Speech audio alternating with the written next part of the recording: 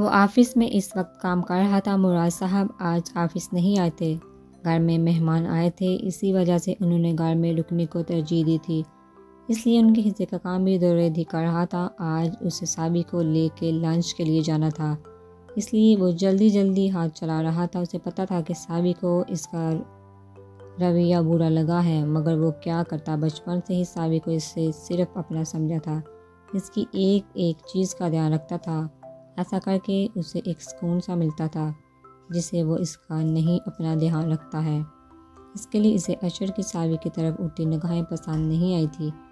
وہ بے چین سا ہو گیا تھا، چھن جانے کا احساس پتہ نہیں کیوں مگر شدت سے ہوا تھا، اسی لیے وہ بے ساہتا ہی سابی کو ٹوک گیا تھا۔ وہ سابی کو غلط نہیں سمجھتا تھا اور نہ ہی اسے سابی کے کردار پہ کوئی شک تھا۔ وہ جانتا تھا کہ سابی بارش کے پانی جتنی شفاف ہے، اس کا دل آئینہ ہے۔ وہ درود سے کوئی بات نہیں چھپاتی تھی، وہ تو اس کا بڑی تھا، بے شک وہ اس سے 5 سال بڑا تھا، مگر دونوں ایک دوسرے کے لیے لازم و ملزوم تھے، اور اب وہ اس سے ناراض تھی اور اسے منانے کے لیے ہی درود نے اس سے لنچ پہ لے جانے کا کہا تھا۔ جانتا تھا اسے منانا بہت آسان ہے، اس سے سابی اس سے زیادہ دیر ناراض نہیں رہ سکتی تھی۔ ٹن ٹن کی آواز پہ وہ اس طرف متوجہ ہوا تو چونک گیا۔ وال کلاک 2 بجے کی اطلاع دے رہا تھا اور سابی بھی 2 بجے ہی فارغ ہو جاتی تھی جونی سے۔ اس نے جلدی کام سمیٹا اور اپنے مینیجر کو کام سمجھاتا باہر نکل گیا۔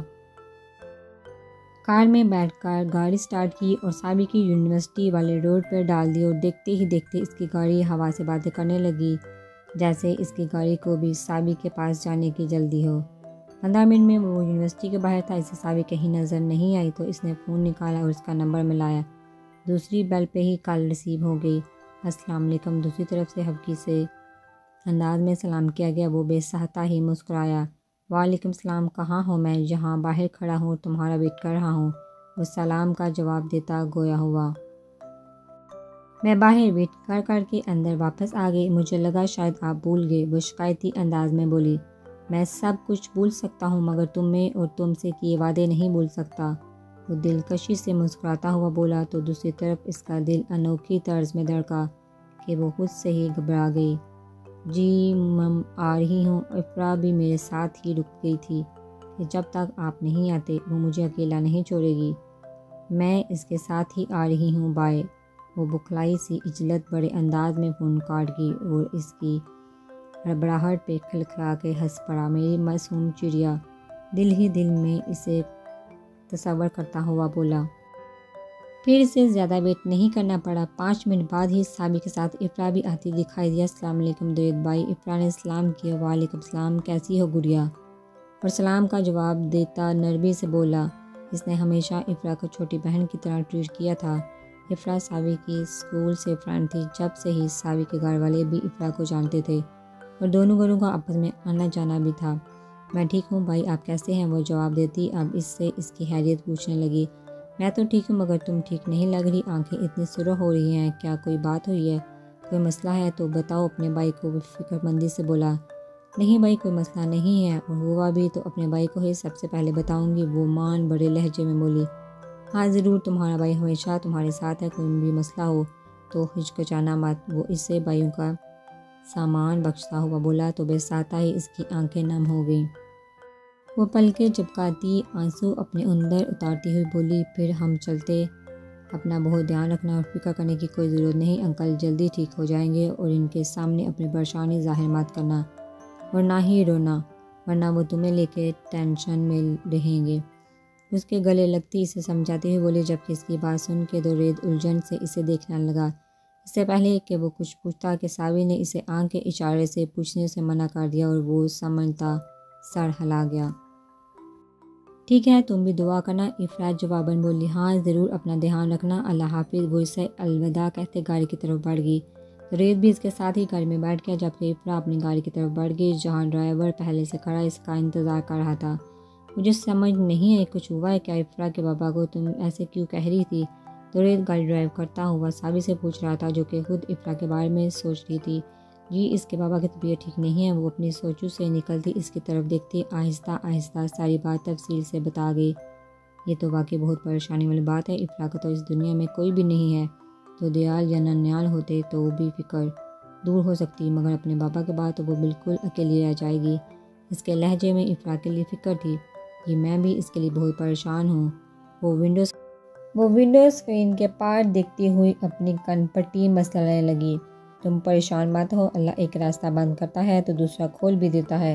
وہ بہت بڑا کارساز ہے۔ افرا کے لیے بھی کچھ بہتر ہی سوچ رکھا ہوگا جو اس پہ یہ آزمائش آئی ہے۔ وہ اسے پریشان دیکھتا اسے ریلیکس کرنے لگا تاکہ زیادہ سوچ کے اس کی اپنی طبیعت خراب نہ ہو جائے۔ بے شک وہ اس کی بات کی تائید کرتی بولی، اپنا موڈ ٹھیک کرو، پریشان ہونے سے کچھ نہیں ہوگا، اور چچی چچا کے سامنے بھی موڈ فریش رکھنا۔ جانتی ہو نا تمہیں پریشان دیکھ کے وہ بھی پریشان ہو جاتے ہیں۔ وہ اسے سمجھا رہا تھا۔ جی میں ٹھیک ہوں، وہ اس کو یقین دلانے والے انداز میں بولی۔ جانتا ہوں کتنی ٹھیک ہو تم۔ چلو اترو، آج تمہاری پسند کا کھانا کھائیں گے، تمہارا موڈ بھی فریش ہو جائے گا۔ ریسٹورنٹ کے آگے گاڑی رکتا ہوا بولا، اور وہ اسے دیکھ کے رہ گئی جو بس کسی طرح اس کا موڈ فریش کرنا چاہ رہا تھا۔ وہ اس کی پیروی میں چلتی اندر داخل ہوئی، پھر وہ اس سے قدرے کونے والی میز پہ لے گیا جہاں زیادہ شور بھی نہیں تھا۔ اس نے پہلے اس کے لیے چیئر گھسیٹی اور جب وہ بیٹھ گئی تو اس کے سامنے والی کرسی پہ وہ بھی بیٹھ گیا۔ پھر ساوی کے پسند کا کھانا آرڈر کیا۔ کھانے کے دوران وہ ادھر ادھر کی باتیں کرتے رہے۔ اسے ہنسانے کے لیے وہ اسے بچپن کی باتیں یاد دلا رہا تھا جب وہ چھوٹی ہوتی تھی تو کیسے وہ ضد کرتی اس کے ساتھ کھیلنے کی، اور جب وہ نہ کھیلتا تو اس کی کتابیں کاپیاں پھاڑ دیتی، کبھی اس کا جیومیٹری باکس چھپا دیتی۔ وہ اس کی چھوٹی چھوٹی شرارتیں یاد کر کے بے ساختہ مسکرا پڑا، جبکہ ساوی اسے دیکھتی ہی رہ گئی جسے اس کے بچپن کی چھوٹی چھوٹی باتیں بھی یاد تھی۔ کچھ ہی دیر میں وہ اسے ہنسانے میں کامیاب ہو گیا تھا اور وہ ایسے خوش تھا جیسے بہت بڑا کارنامہ انجام دیا ہو، جبکہ ساوی سوچ رہی تھی کہ یہ شخص جو اس کی خوشی کے لیے کچھ بھی کر سکتا تھا وہ کبھی اسے کوئی غم دے گا نہیں، اور نہ ہی کبھی اس کو کوئی غم دے گا، اس کی زندگی میں داخل ہونے دے گا کوئی بھی غم۔ وہ مسلسل اسے دیکھتے ہوئے اسی کے بارے میں سوچے جا رہی۔ زیادہ ہینڈسم لگ رہا ہوں، وہ شرارت سے بولا۔ نہیں، وہ گڑبڑا سی گئی۔ وہ مطلب میں ہینڈسم نہیں ہوں، وہ مصنوعی دکھ سے بولا۔ نہیں، میرا وہ مطلب نہیں تھا، وہ اس کی بات کی نفی کرتی بولی۔ مطلب میں ہینڈسم ہوں، وہ پھر شرارت سے پوچھ رہا تھا۔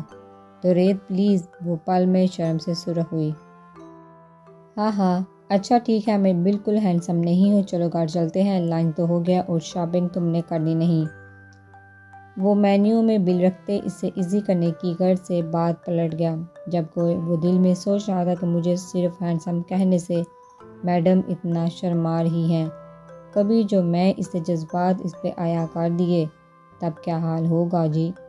وہ فقط اتنا ہی کہہ پائی اور اٹھ کھڑی ہوئی اور اس کی تقلید میں باہر کی طرف بڑھ گئی۔ وہ واپس اندر کی طرف بڑھ گیا۔ جب وہ آئی سی یو کے باہر پہنچا تو ڈاکٹر باہر آ رہے تھے۔ وہ جلدی سے ان کی طرف بڑھا۔ ڈاکٹر صاحبہ کیا ہوا ہے ان کو؟ دیکھیے میں آپ کو کوئی جھوٹی تسلی نہیں دوں گا، پیشنٹ کسی سٹریس میں ہے، انہیں مائنر ہارٹ اٹیک ہوا ہے، میجر اٹیک بھی ہو سکتا تھا، مگر خدا کا شکر ہے کہ وہ پہلے سے بہتر ہیں، لیکن آپ کو بہت احتیاط کرنی پڑے گی، ان کو ابھی بھی خطرہ ہے، اگر وہ زیادہ سٹریس لیں گی تو پرابلم ہو سکتی ہے، انہیں ٹینشن فری رکھیں۔ ابھی کچھ دیر میں انہیں روم میں شفٹ کر دیا جائے گا، تب آپ ان سے مل سکتے ہیں۔ ڈاکٹر اسے ہدایت کرتا ہوا وہاں سے چلا گیا اور وہ بے دم سا چیئر پہ بیٹھ گیا۔ اس نے اپنے بال جگڑ لیے، وہ خود کو بہت بے بس محسوس کر رہا تھا۔ اس کے پاس ایسا کندھا بھی میسر نہیں تھا جس پہ سر رکھ کے وہ روتا اپنا غم ہلکا کر لیتا۔ بس بہت ہو گیا، اب تم کہیں بھی چھپ جاؤ، میں تمہیں ڈھونڈ نکالوں گا، بہت تڑپا لیا ہم سب کو، تمہیں واپس لے کے آؤں گا، بھلے ہی معاف مت کرنا، مگر بس میرے پاس رہ لینا، وہ خود سے عزم کرتا ہوا بولا۔ آج اس نے اس کی تھوڑی سی جھلک دیکھی تھی، وہ اس کا وہم نہیں تھا، اسے یقین تھا کہ وہ وہی تھی۔ اس کا دل خوش فہمیوں میں جگڑ گیا تھا، اسے یقین تھا کہ وہ اسے معاف کر دے گی، وہ اس کے پاس واپس آ جائے گی اور پھر سب کچھ ٹھیک ہو جائے گا۔ وہ اسی شہر میں تھی تو اسے ڈھونڈنا آسان تھا۔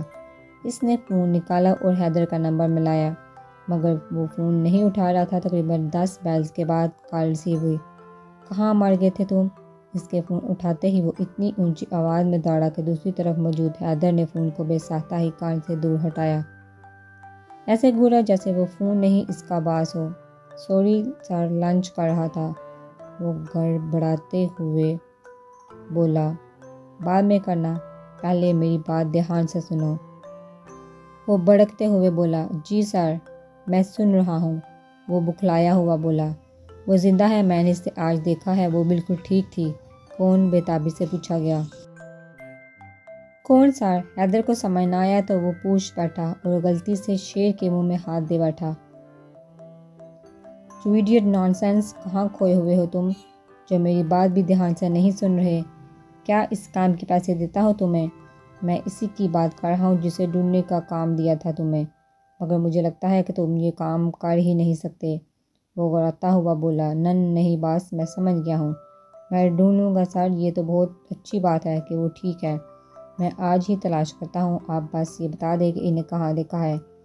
اس کی غصے بڑی آواز سن کے ایک پل کو حیدر بوکھلا سا گیا اور پھر آواز مجتمع کر کے اسے یقین دلایا اور بولا کہ وہ اسے ڈھونڈ لے گا۔ یہی تمہارے حق میں بہتر ہوگا، وہ اس سے وارن کرتے ہوئے بولا، اور ساتھ ہی اسے ہاسپٹل کا ایڈریس دیا جہاں اس نے اپنی زندگی کو دیکھا تھا۔